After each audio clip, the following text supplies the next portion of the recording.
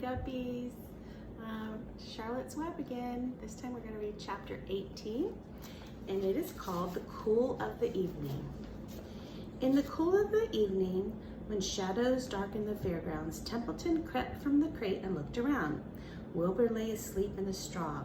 Charlotte was building a web. Templeton's keen nose detected many fine smells in the air. The rat was hungry and thirsty. He decided to go exploring. Without saying anything to anybody, he started off. "Bring me back a word," Charlotte called after him. "I shall be writing tonight for the last time." Ooh, the last time. The rat mumbled something to himself and disappeared into the shadows. He did not like being treated like a messenger boy. After the heat of the day, the evening came as a welcome relief to all. Excuse me. The Ferris wheel was lighted now. It went round and round in the sky and seemed twice as high as by day. There were lights on the midway, and you could hear the crackle of the gambling machines and the music of the merry-go-round and the voice of the man in the Beano booth calling numbers. The children felt refreshed after their nap. Fern met her friend, Henry Fussy, and he invited her to ride with him in the Ferris wheel. He even bought a ticket for her, so it didn't cost her anything. When Mrs. Arable happened to look up into the starry sky and saw her little daughter sitting with Henry Fussy and going higher and higher into the air and saw how happy Fern looked, she just shook her head. My, she said. Henry Fussy, think of that. Templeton kept out of sight. In the tall grass behind the cattle barn, he found a folded newspaper. Inside it were leftovers from somebody's lunch. A deviled ham sandwich, a piece of Swiss cheese, part of a hard-boiled egg, and the core of a wormy apple. The rat crawled in and ate everything. He ate it all. Then he tore a word out of the paper, rolled it up, and started back to Wilbur's pen. Charlotte had her web almost finished when Templeton returned carrying the newspaper clipping. She had left a space in the middle of the web. At this hour, no people were around the pig pens, so the rat and the spider and the pig were by themselves. Right. Here's the paper that Templeton went in and had that big meal. "I hope you brought a good one," Charlotte said. "It is the last word I shall ever write." "Here," said Templeton, unrolling the paper. "What does it say?" asked Charlotte. "You'll have to read it to me." "It says humble," replied the rat. "Humble," said Charlotte. Humble has two meanings.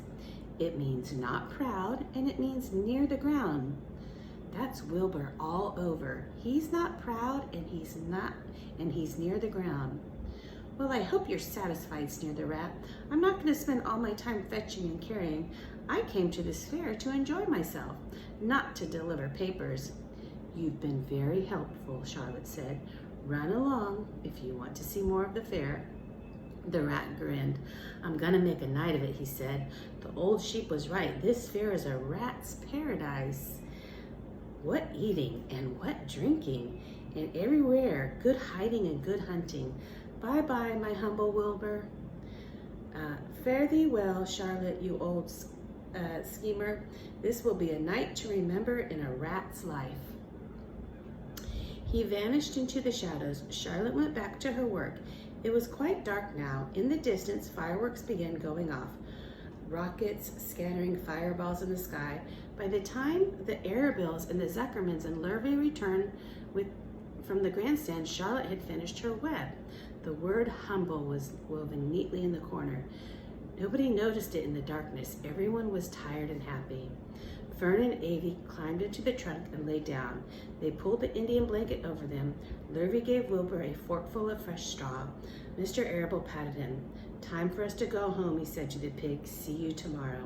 The grown-ups climbed slowly into the truck, and Wilbur heard the engine start and heard the truck moving away in low speed.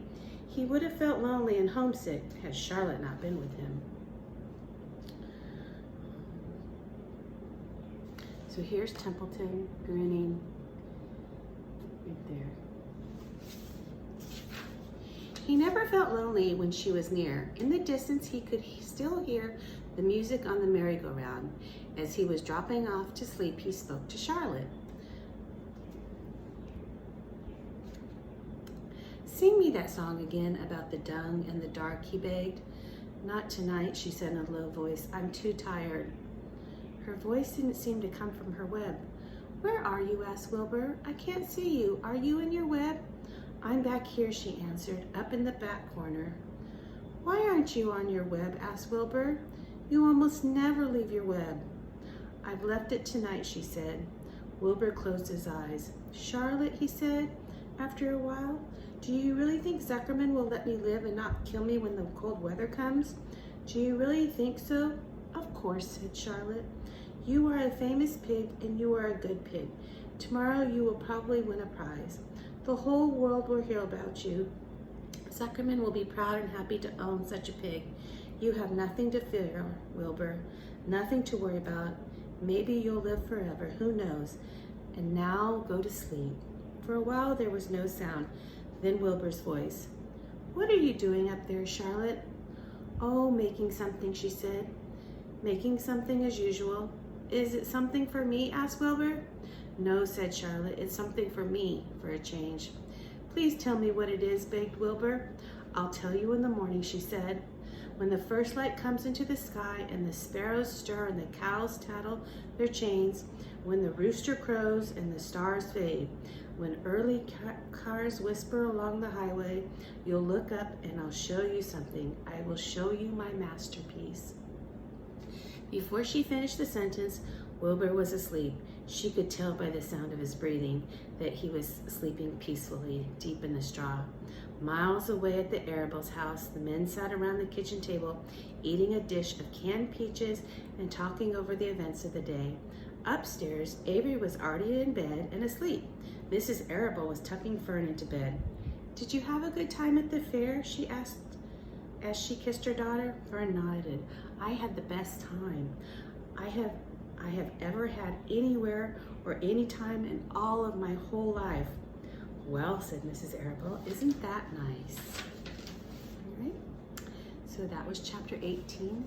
Next time we'll read chapter 19. It's called The Egg Sack. I hope you enjoyed Charlotte's Web. All right, until next time, bye guppies.